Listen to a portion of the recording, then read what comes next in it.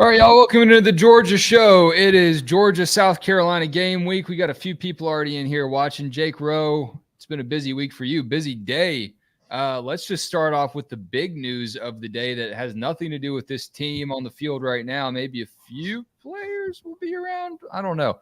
I don't want to do that math, but what's the latest on this Georgia-Oklahoma reschedule and canceling of the current agreement?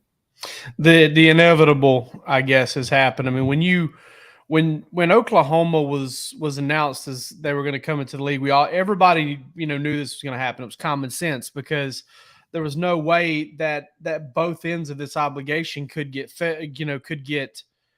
fulfilled. There's no way that Oklahoma could make that return trip to Georgia. Why would Georgia go out to Oklahoma and play one half of a home and home, and then the second half get canceled because Oklahoma joins the league? So I mean that's the inevitable. Georgia adds Ball State. I've seen some people kind of lamenting the home schedule next year. This doesn't impact the home schedule next year. It gives Georgia an extra home game, but the home schedule was what it was last year. It's going to be that way every other year until somebody in the SEC East steps up, because every other year Georgia's going to play Tennessee and Auburn on the road, and they're going to play Tennessee and Auburn on the road, and they're going to play Kentucky and Missouri at home.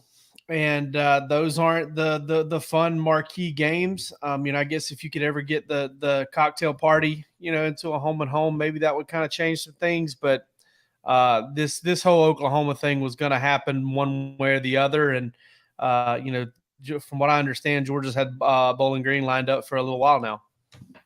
So when you look at Oklahoma being part of that, I spoke with Gary Stokan a few weeks ago leading up to the Oregon game. We were talking about how that kink in the schedule could potentially give some wiggle room to some of these teams that might want to take advantage of a Chick-fil-A kickoff game. That appears that's totally off the table. What about Texas? I mean, do we expect something similar to come from the SEC, from the league with the Longhorns? Texas is going to be in the league by the time that series gets here. So, that is what it is. I mean, I doubt that Georgia and Texas are going to play a non-conference game. I mean, I know they've done that in the ACC here a few times lately, but, Texas is going to be in the SEC by the time that home and home comes into play. It's why I think Georgia's going to – I mean, the SEC is going to move to a 9-game conference schedule because, you do have some matchups that are affected there. I think the 9-game conference schedule makes a lot of sense. And Georgia's got Florida State, Louisville, UCLA, Clemson 5 times over the next, I don't know however many years, 11 years. So there's a lot of games to still be excited about. And I know I'm pretty fired up about them. And that return trip to the Rose Bowl there, of course, Georgia and Oklahoma got to play in it, and Dogs looking at UCLA as well. So some exciting stuff, just one of those formalities. I think there is a jaded part of the fan base that wondered, though. They saw how the handling of the Auburn situation went with Georgia a few years ago, where Georgia gets back-to-back road games at Auburn. Auburn gets to move its schedule around to play Georgia, so they don't have to play Georgia and Bama back-to-back. So I think there was a little bit of that Georgia fan base wondering, man, are we going to get stuck with a tough end of this deal? And I think that at least is a relief for any of that sentiment, that Georgia's just kind of getting to hit the reset button on Georgia-Oklahoma. The other big story this week, Jake, is, of course, A.D. Mitchell's injury. And we started off Saturday with Kirby talking about, being hopeful that A.D. could go against South Carolina, saying that Ron Corson felt optimistic as well early on in the week. And now I think you and Palmer were both on the money with your concerns that, hey, we didn't see A.D. come back out after his trip to the locker room onto the sidelines. So that did kind of play out the way you guys thought it might. What are we also learning about what the timetable could potentially be for AD to come back? Hold on, I can't hear you, man. Got unplugged, and then I had some trouble coming back. I wish I knew. I really do. Like, it's I haven't heard anything to suggest that this is going to be more than like a 2, 3, maybe 4 week type deal, that this is a typical kind of ankle sprain type deal. I have not felt good about him playing all week, and I definitely don't think he's going to play. Reported this morning, we did some insider stuff over at Dogs HQ. Man, old habits. Dogs HQ, and I talked about AD's injury, and I talked to some people who just don't expect him to play. I don't expect him to play. Kirby Smart then, labels him doubtful, as I believe you mentioned there. I just, he's not going to play this week, barring some kind of, crazy, comeback. I think he's probably not going to play next week because I don't think they'll need him next week. I would kind of circle Missouri as a potential return, but then again, I mean, I don't know, man. Missouri may be the worst team in the league. Georgia's got some time. Georgia's got some time to try and get him back. Maybe he's back for Auburn. Who knows? But I don't see him back in the next couple of weeks. That's for sure. Yeah, you see these guys that I put up on the screen here. I mean, if there's anyone that can spell Mitchell's injury time, it's at least these two guys, plus Jackson Meeks.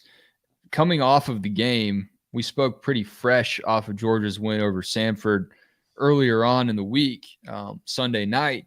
But since that game has passed, and since we've really moved on to South Carolina, who do you really expect to see step up in AD Mitchell's absence? It's going to be a by committee thing. The one guy though, Wes, that I've been waiting to have a breakout game since he arrived at Georgia is Marcus Rosenby-Jackson. He had that catch against Florida, that 32-yard catch. I think it was, broke his ankle or dislocated his ankle on the play. One of the weirdest things I've ever seen. One of the most gruesome things I've ever seen. It was awful. Yeah, it was terrible, terrible. And you knew something was up. Like you saw whoever the Georgia player was right there in the vicinity, the way they reacted when that happened. Just immediately waving them over to trainers. Yeah. That's a guy that I think he's got the potential. And he's done a couple of 2 or 3 good things for Georgia this year already, like he just in a couple of games. Can he be a 5-6 catch for 85 to 100 yards type guy? I don't know. But I'm interested to see what kind of opportunity he's going to get to do that. I mean, obviously you got Dylan Bell, Denylon Morissette. What happens with Dominic Blaylock, right? Because, Kieris Jackson's played a lot of football. He can play those outside receiver positions. Does Kieris Jackson step outside and Dominic Blaylock kind of step in? I don't know. But the guy that I'm really interested to see if he seizes the opportunity is Marcus Rosenby-Jackson. What kind of game does he play? I mean, if there's a comparison to other Georgia receivers in the past, is there a foil? Is there someone that Marcus reminds you of? Here's the thing.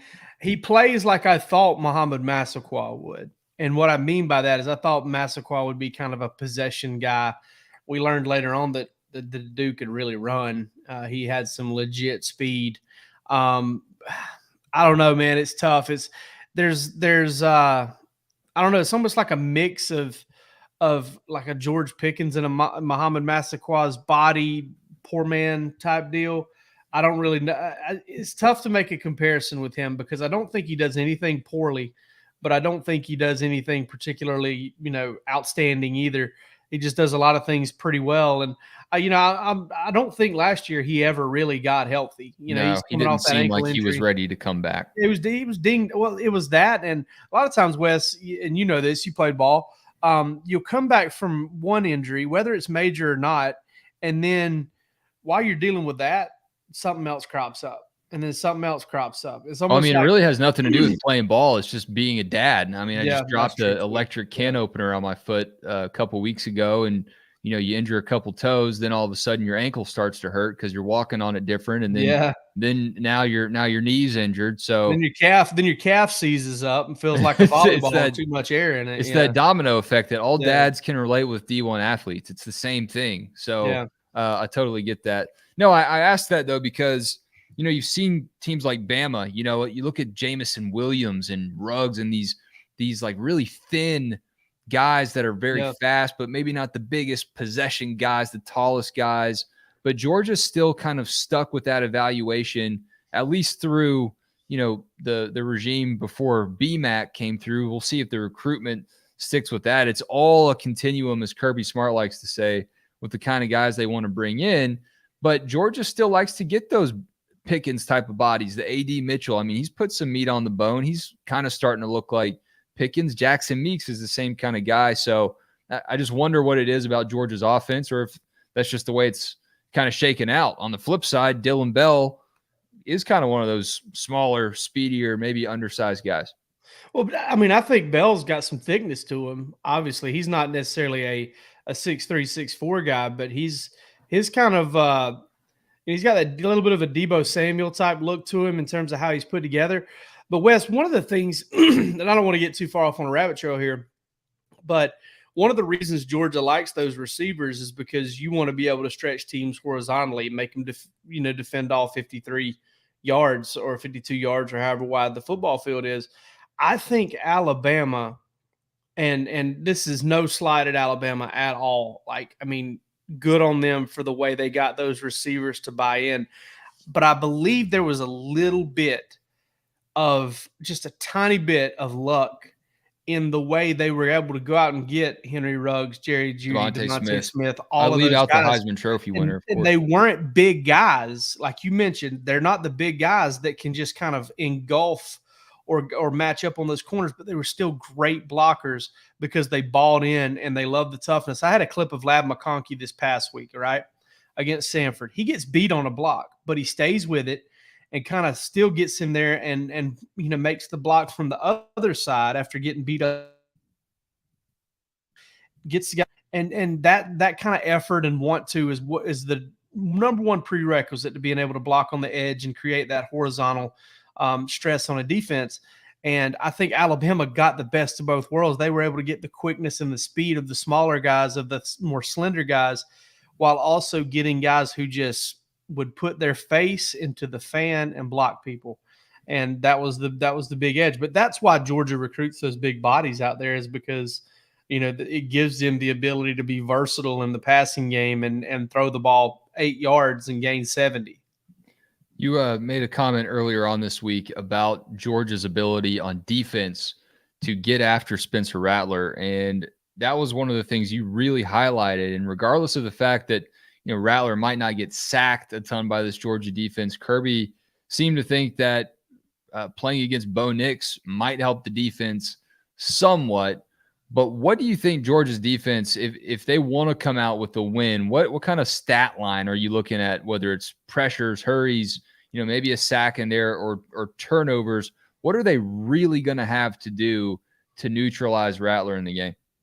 I think it's a third down thing. I really do. I think if they can hold South Carolina is going to need to go 50-60% on third down to win this game.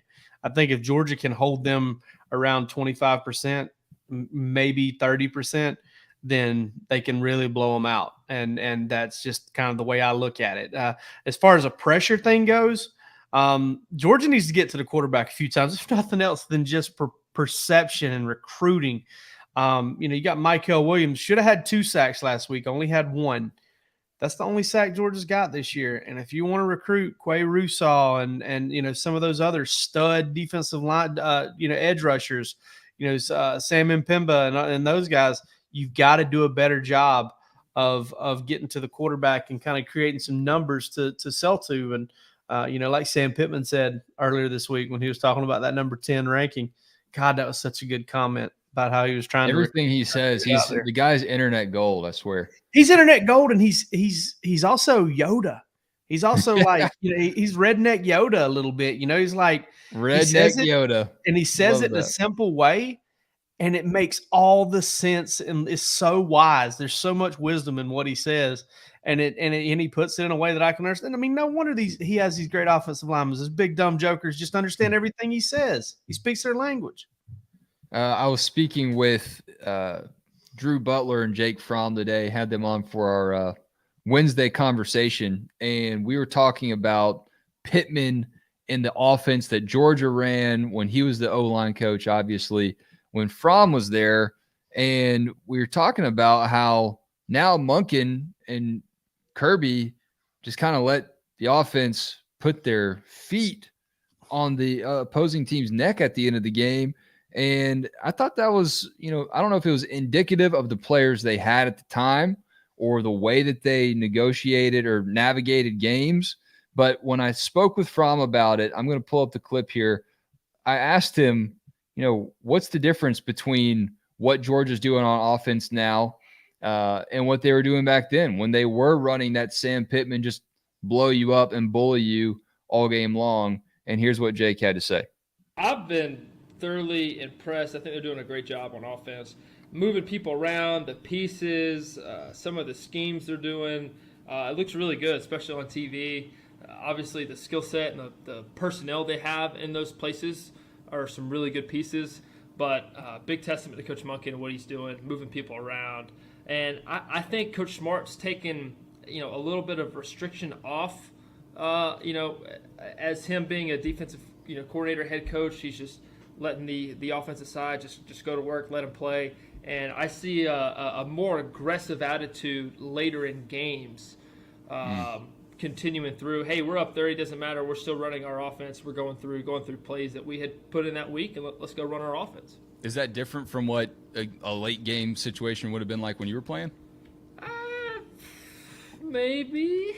I'd say a little bit. When we got up, I would say early in my career, when we got up, we would keep it pretty base simple. We'd get up by 30 points. We'd just run our simple RPO and call it a day and head to the house. I'll put that on Pittman though. I don't put that as much on Kirby. Pittman's probably in Kirby's ear. Hey man, yeah. we gotta maul him. We gotta bully him. So what do you think about what Fromm had to say there? I mean, obviously the fans are clamoring for that and have been since Kirby took over with more of the conservative-minded offense. But Jake's actually seeing it too, and he was inside those huddles confirming what all the fans thought. They took the foot off the gas. Well, Wes, I think it just goes back to the reason Georgia's throwing it more in general. That's what they are better at right now. When no offense to Jake. I was a big defender of him while he was at Georgia. I think he did a great job at Georgia. I thought he had some incredible moments, and I think he came along at a great time. But when he was at Georgia, Georgia was a better offense when he was handing the football off, or he was flipping it out there on a toss sweep than they were whenever they were just drop back passing. And I think that this Georgia team, they have a better chance to move the football, get first downs, and put the game away if they put the ball in the air. And that's just what it comes down to. I mean, that's just all there is to it. And, I see what he's saying, and he's right. But here's my thing about it. In what world, at what point did we get to you're only being aggressive if you're throwing the football? Like that to me is, listen, when you are handing the ball to the Sony Michel or DeAndre Swift or Nick Chubb, you're being pretty damn aggressive. Okay. You're being really aggressive. Yeah. It's mean. So, yeah. It's just borderline. Yeah. You're demoralizing people. Like, I mean, I was watching it. I can't remember what game I was watching the other day. It just kind of flipped across, and I was watching different parts of it and got down to the end. I was like, I can't remember how this ended. Nick Chubb had a touchdown like early in the fourth quarter, and I was like, oh my God, like that's like having a bloody nose and then getting a tooth knocked out. How about the Kentucky game when Swift at Kentucky was just able to run for the entire game against those guys, busted like 180-something yards. Yeah. I mean, just brutal, just absolutely brutal. And Kirby said as much this week. I mean, he said when our running backs are the best, we're going to highlight the running backs. When the receivers are the best, we're going to highlight them. And right now, just so happens that your quarterback's playing pretty good, and you have about 15 different receivers that can catch a pass in any given game. And Georgia fans thought he was FOS whenever he was saying 3-4 years ago, he was asked about Nick Saban. Hey, Kirby, what do you think's behind Nick Saban's, change in philosophy? He's got he's got great quarterback play, and he's got great receivers at his disposal. So they're throwing the ball. And,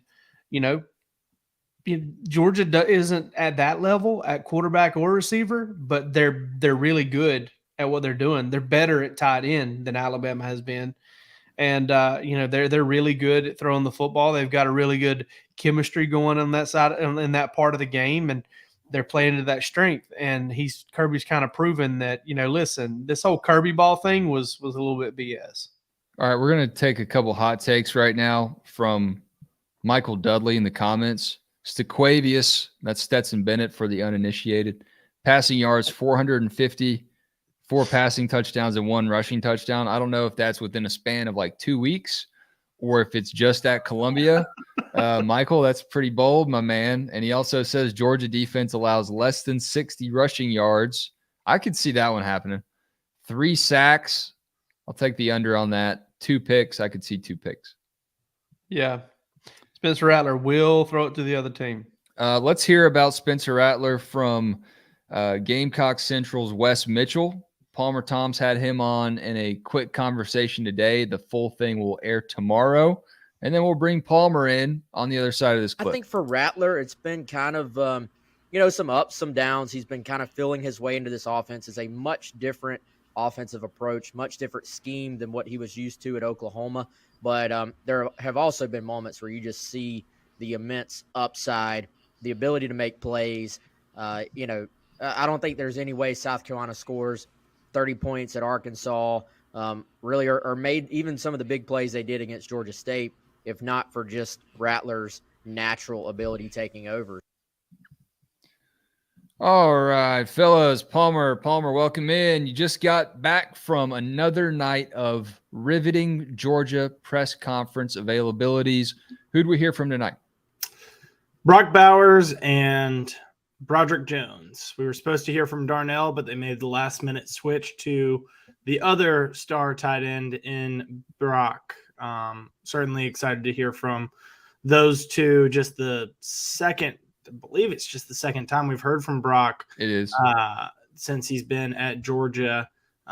Lose track of it, all these interviews and press conferences and such. They kind of blend together, don't they? Yeah, they really do. But I mean, they're all excited. Obviously there's been a lot of talk this week about the road atmosphere and the environment that Williams-Brice Stadium will have on Saturday.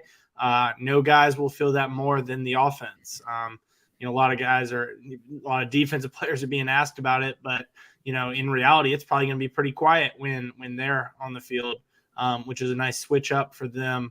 But for the offense, this is going to be the toughest environment that they've been into to this point, and there's a chance that it's the toughest environment they go into all season. I mean, I think Kroger Field at the end of the year, Lexington has a chance to be that way. Obviously, the cowbells at Mississippi State can get pretty loud, but this one is certainly going to be a challenge for these guys. But as we've mentioned several times before, very veteran group. A lot of these guys have been in tough environments before. A lot of them played at Auburn. A lot of them played at Tennessee. Broderick, who we talked to tonight, said that Tennessee was the loudest stadium he's been into. That was his second career start. Got his first career action at Auburn, or extensive action, that is, at Auburn. So he's been in environments like this. Stetson has obviously been in environments like this, but I'm interested to see how they'll respond. Jake, I know you've been to Columbia for a game. We talked about the temperature a few days ago, but as far as the environment of the game goes, Palmer, have you been there? Have you seen what that I have not. Like? This will be my first game road trip to Columbia. I've been there. Give him a little tour. Give him a little preview of what you can expect in there. Okay, they're gonna bring out this. They got a chicken. Robo chicken. As my dude from Young Guns. If you've never seen Young Guns, good movie. They're gonna bring out a big old chicken. Okay, and he's gonna be in a cage.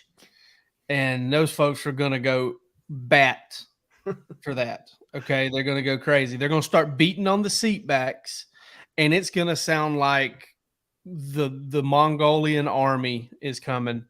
I mean, just the whole Ming Dynasty. Sometimes they'll put Sir Big Spur. They almost changed his name to the Should general. have changed his name. Almost changed his name to the general. Yeah. Not the insurance guy. General. Not the little Shaq sidekick. that you see when you're watching For like great Jerry low Springer rates, or you can get whatever. online. Marco Folio and the Cock Commander were two other options, I remember. Of course, yes. Everyone remembers that one, Palmer. Thank you. Sometimes they'll put them on a tank, like a little tank, and the big human mascot will ride around. So they do all kinds of crazy stuff. It's the SEC. And listen, Just means Palmer, more. the number one thing, and if you've ever watched the South Carolina game on TV, where especially one that they've won or done well in, you've heard this. That rooster of some sort from some time, I'd love to know when it was recorded, is going to let out a blood curdling something or another every single time something good Jake, give us your best rooster call. No way. I got kids trying to sleep upstairs. Yeah, you got to keep the little ones asleep. It does sound like they just put that rooster in a very high quality studio quality, like microphone, and then soundproof castrated room, and then just castrated. Let it rip. All that aside, huge key to this game is not letting them build confidence early. Palmer, I mean, hearing from the guys this week, Jake, step in as well. With that lack of experience in there, how are they getting ready for this? Have you walked by the House of Pain and heard them blaring rooster noises? I mean, what are they doing up there? Yeah, they're definitely dealing with some crowd noise this week. Jamon Dumas-Johnson told us that they'll play it so loud that the defense can't hear themselves. Sandstorm. Yep. Brock Bowers said today that he's not yet tired of hearing Sandstorm, but they've played it every day before the start of practice. Those guys have certainly gotten used to this environment. I know that they've been dealing with crowd noise and such. Not expected to be too hot.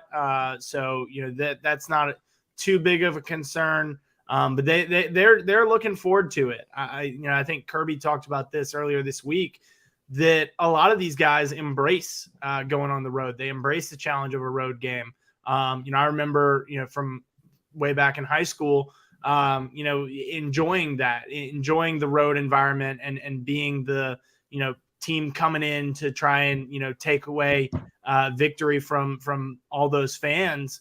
So to me and to them, it's a challenge. It's something that they really do enjoy. I think that it also helps when you go on a road trip. You're completely locked in. It's a work trip. It's a business trip. There's no, no sort of distractions around like you might have when you're within your own environment. So to take them out of that, to get them out on the road, I think these guys are going to respond well. And and I know you previewed a little bit of it, but speaking to Wes Mitchell from Gamecock Central, he told me, I asked him, hey, what is it that South Carolina is going to have to do if they're going to make this a game, if they're going to win this? And he said they got to get on them early. That South Carolina's got to stay with Georgia early in this contest. And I completely agree, because if you look at, the first half of these games, Georgia is outscoring opponents by a wide margin. That Oregon game was essentially decided after 3 possessions because Georgia scored on their first 3 and forced turnovers to prevent scores from Oregon on 2 of their 3. So, that's certainly a game that you're not wanting to fall behind, and a team that if you're South Carolina, you're not wanting to fall behind against. We have a comment here from Samuel Burson. Sorry, it's cutting your head off down there, Palmer. Can't arrange it any other way. But Sam says, I really believe this is a big test for the defense. I realize Georgia has more talented players. The Dogs have a lot of young players. It'll be the first SEC road game in a hostile environment. So I think a lot of people have come up through the years watching Georgia play South Carolina, watching the Gamecocks sneak something in there in a game that Georgia didn't expect them to be competitive or really laid the lumber to them. I don't really know how to feel about this game just yet. I don't know if Georgia's walking into one of those houses of horror or not right now. And normally I kind of have a gauge on that. I just don't know what to expect. What was the toughest road game that Georgia went into last season, guys? If there was anything that could have prepared the guys that have come back for this game, which one do you think it was? Auburn, maybe? Tennessee. It was definitely Tennessee, especially the way Tennessee kind of did what Palmer said South Carolina needs to do. Tennessee kind of jumped on Georgia a little bit.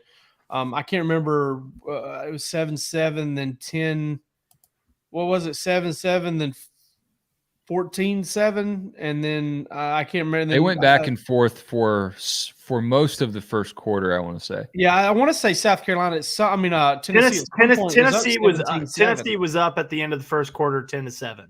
10-7, and then Georgia went on a 17-0 second quarter. Yeah, and run. James Cook said, "Hey, y'all are some little boys. I'm a man." Yeah. James Cook got after it. But yeah, I mean, that Tennessee game was rocking. Okay, and I said this after that game, and I still believe it now. You watch that thing from way up on high, like we were watching this Tennessee receivers line up outside the numbers and Hendon Hooker sling the ball around. You're like, there's no way Georgia's going to be able to defend this for 4 quarters. This is crazy.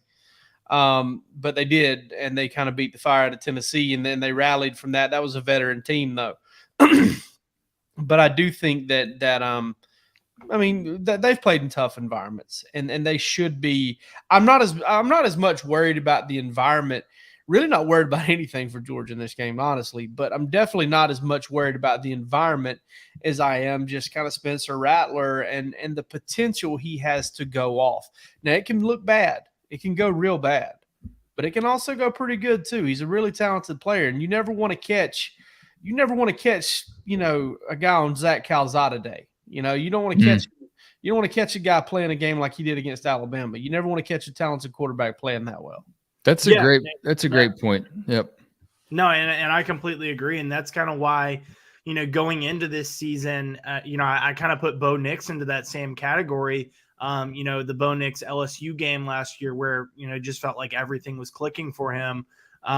Georgia playing him the week after that, I think that there was a little bit of concern about what Bo could do. And for me coming into this season, I really looked at this first 3-game stretch, playing a Bo Nix in that opener, playing a Spencer Rattler in the third game, in the SEC opener, in the first road game. All those talented players that are around him, the transfers that they've brought in. Let's not forget that Georgia had trouble defending these South Carolina receivers last year. Josh Vann, went for a big day. I believe he was one of, I want to say, like 5 receivers. They went for over 100 yards against Georgia. The others were, in that Tennessee game, Cedric Tillman might have even reached 200 there. Georgia did not, give up a ton of yardage to a bunch of receivers all throughout that year. Josh Vann is one that did hit on some big plays, and they challenged that very talented Georgia defense.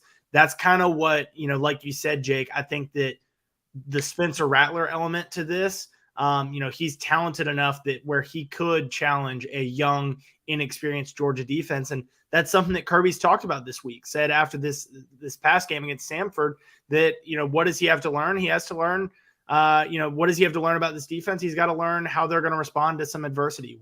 How are they going to react when they give up a touchdown? They haven't done that through 2 games. I don't think he's wanting to see that, but he does want to learn, how this team. I think some part of Kirby wants to see it. He wants to see a little run of it. He wants to see a sample. He wants to snort. He wants to snort of it. That's about it. But I want to clarify something here real quick. If I had to bet, I'd bet Georgia's going to get the better of Spencer Rattler. But they have Bo Nix. Yeah, but the possibility exists that he gives them some trouble. I'm telling you, man, that place is just weird. It's just weird in there. I mean, I was there for the 2012 game when Ace Sanders takes the punt. I mean, that it wasn't. You know what was crazy about that game, Wes? And I don't know how many people remember it. Georgia had a chance. I've always been a firm believer that you get a chance. Even if you run into a buzzsaw, you get a chance. Mm-hmm. Georgia's chance was on South Carolina's opening possession. Bakari Rambo goes up with Damiere Byrd. One-on-one. Has a chance to take the football, and Damiere Byrd takes it from him. Game over. At that was Georgia's chance. Georgia had to come down with that pick to get back in that ball game. It didn't. It was over. Yep. Murray has a couple turnovers, I believe. Mm-hmm. They can't convert on an early 3rd down, and then right after that, Ace Sanders takes the punt back. That's the kind of thing I'm saying. I don't expect that to happen. And that South Carolina team was a lot better than this South Carolina team. Better. You want to talk about the talent? They were both on top that? 5 teams. That was a top 5 Georgia-South Carolina matchup. Yeah, It doesn't happen anymore. I mean, you had Clowney, you had Lattimore, you had Chaz Sutton was on that team. Well, Such Connor an Shaw, underrated I mean, beast. Connor Shaw was he's not a heck the of a athlete quarterback. of the same ilk of what you're mentioning there, but he was kryptonite against Georgia. That whole Spurrier. They finally got him. They finally got him in 13. But yeah. Yeah. I mean, that's the kind of game that Georgia doesn't need to find itself in. Not really worried about it. We'll get our official picks up on dogshq.com on Friday. Maybe by then I'll know how I feel about it. You two seem pretty confident. Before that, though, let's get to some wood and let's chop it up. It's Chopping Wood Wednesday. Jake, I'm going to start with you, man. You were telling me before the show we haven't really addressed the biggest story going into the game, and it's Coach Boone. I've got about 11 chopping woods. I'm going to start with Tillamook ice cream. I'm joking. Yeah, Will Muschamp's money, dude. Think about this. Will Muschamp's about to make his first trip back to South Carolina since being let go as head coach. And Will Muschamp should have been let go as South Carolina's head coach. He just wasn't getting it done. And, he's had a couple shots at, pretty decent jobs and hasn't had a ton of success. He's had some, but not a ton. Maybe he's an assistant. I don't know. He's doing a really good job at Georgia. But those annoying bank statements you get in the mail? Like, I hate them. I hate them more than anything because I know I can look this up online. And basically, you're just sending me something that I got to throw away. And I've got to be real careful as to how I throw away because it's got some personal crap on it, right? Well, Will Muschamp burn it in the kitchen sink. Yeah, when Will Muschamp looks at that, however, I don't know how much it's got on it, but he got $12.9 million to not be the head coach at South Carolina. And he's making a lot of money at Georgia now. And now he gets to come back. And he gets to come back as a big reason why Kirby Smart has just heaped the praise on this coaching staff. A coaching staff that includes, all right, the interim head coach when he was fired, Mike Bobo, his former offensive coordinator and receivers coach, Brian McClendon. So, I mean, and then obviously South Carolina's got Shane Beamer, who helped, I'm sorry, what was that, Wes? He's got Bobo on the staff. I mean, Bobo was his offensive coordinator, but so was Brian McClendon. He's got the Avengers of Georgia alums. So, you look at that, and obviously Shane Beamer he's a part of helping Kirby Smart build what was there, and Kirby Smart was a part of developing Shane Beamer as a coach. So there's so many ties that bind here, so many ties that connect, and but the number one, Will Muschamp's money, dude, he's got it, due in large part to getting fired by South Carolina when he did. Yeah, I mean, Scott Frost is also in that club, and Scott doesn't really have to work right now. He's got a lot coming his way. I can lose as many ball games as you need me to. Just pay me. Did y'all see Coach O? He was on stage with somebody. I don't even know what Coach O's doing right now, but he's still finding his way onto my social media timeline.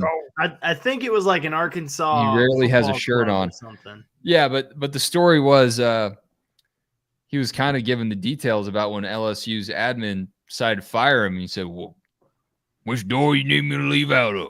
Yeah, I'm ready to go." Palmer, what you chopping wood about? I am chopping wood this week about the travel roster. Excited to, I know you showed a preview of my segment there with Wes Mitchell. I'm going to preview a piece that I'm putting out tomorrow as well with the projected travel roster. This is always something that I like to do before Georgia's first SEC road game.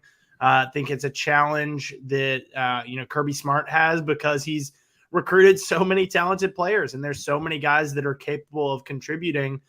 Picking 70 to make the trip with you is no easy task. A lot of things that you got to factor in, intricacies like, you can't forget those specialists. They got to count on your 70. Do you take an extra kicker? Because, in the past, you've had a punter that had experience kicking. I don't know that Brett Thorson did a ton of place kicking back in Australia. Has he done a ton of it since he got to Athens? Do they feel comfortable with that? Or do they take Jared Zirkle along with Jack Podlesny? You've got guys that aren't going to be traveling because of injuries. Who gets to go instead of them? How many offensive linemen do you take with how many you're rotating? How many defensive linemen do you take? How much, the positions that you don't have a ton of depth at, running back, wide receiver, defensive back, how many can you take there? Do you take all 4 of your quarterbacks? Do you need all 4 of your quarterbacks? There's just a lot of questions that come up when you're trying to make these decisions. A lot of talented players aren't going to get to go to this game. There's a good chance that you don't see some 4 and 5 stars making this trip. So guys that fans were excited about as recruits, that when they signed with Georgia, people thought, oh, they're going to be the next big thing. They're going to be major contributors. Well, they may not be making the 70-man travel roster. And so I'm excited to see, that's something we'll do before during pregame, before the game, before kickoff, try and get a sense for who made the trip, who didn't make the trip.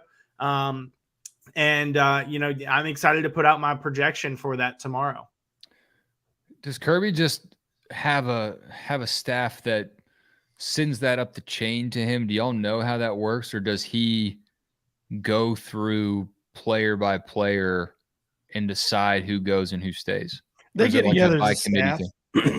They get together as a staff and they discuss each guy, kind of pros and cons. I mean, you would imagine when you sit down Hard with that Knocks list, cutscene style. Yeah.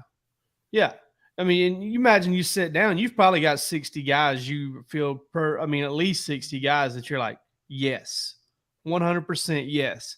And then you're probably looking at about 20 more that you're trying to fit into 10 spots. And I think that's probably, and obviously that's rough. I mean, it may be, 62-8. It may be 65-5. I don't know. But it's, a large portion of that 70-man roster is going to make it. You just got to sit down as a staff and figure out who, what, when, why, and where. Yeah. Well, you definitely don't want to forget somebody. That would be the, you make this Excel spreadsheet and then you accidentally leave off like Warren McClendon or something. And he's confused. Like, why'd you leave me off? It was just a glitch in the matrix. Sorry, Warren. I am chopping wood about my son, Rodrigo Blankenship. The Colts cut him. He had a rough game. It wasn't just the kick that he missed at the end of the Colts game the other day. I think he kicked a couple out of bounds on kickoffs, and that's a huge no-no. You have to at least be able to do that. So clearly something not right between the ears with Hot Rod.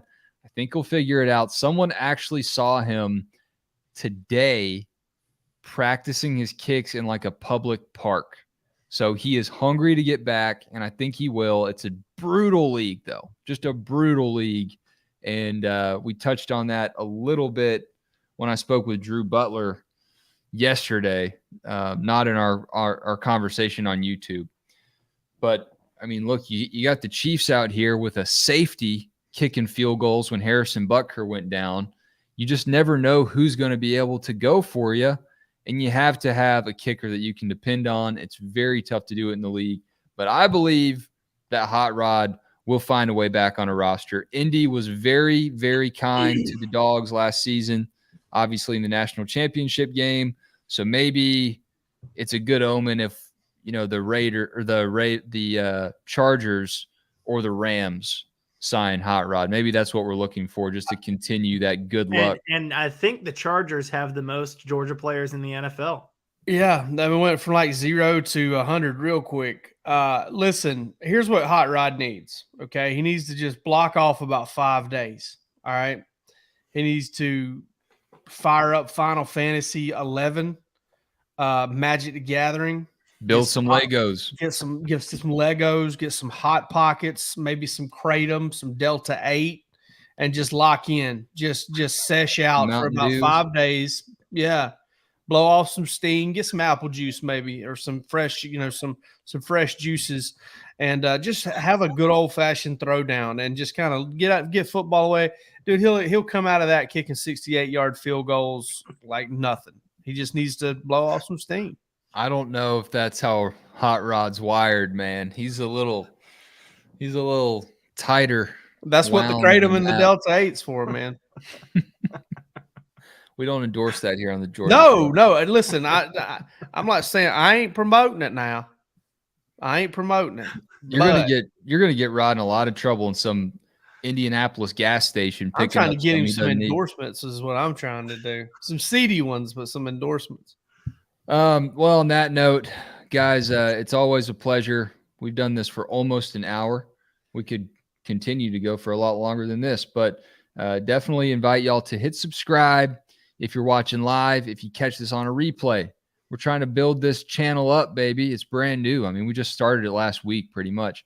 So subscribe, help us get to 1,000 hungry dog fan subscribers.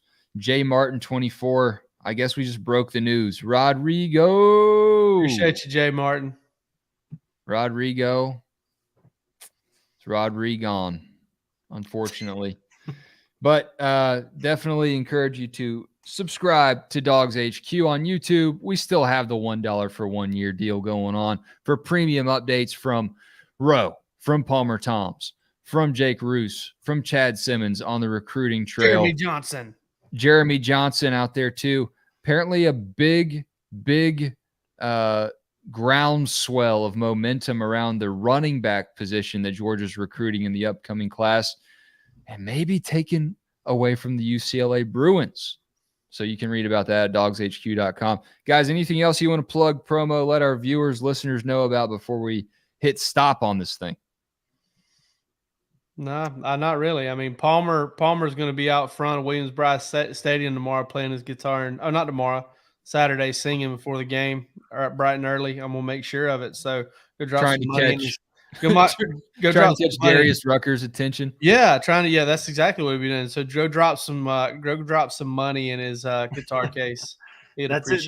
That's if I make it through the night, guys. I'm not feeling too good right now. Me and a couple other Beat Media members ate 100 wings combined between 5 of us. A couple didn't do. I'm not one of those Beat members. What are you thinking, man? And they're big wings, guys. So, oh my goodness.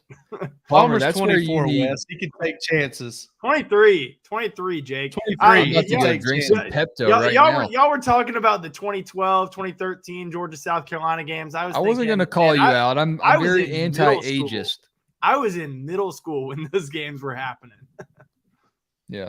Palmer was still eating chicken wing contest, but I'm getting angry. We need to go. All right, y'all mash that subscribe button. We'll catch you in a few days with some official picks. Peace.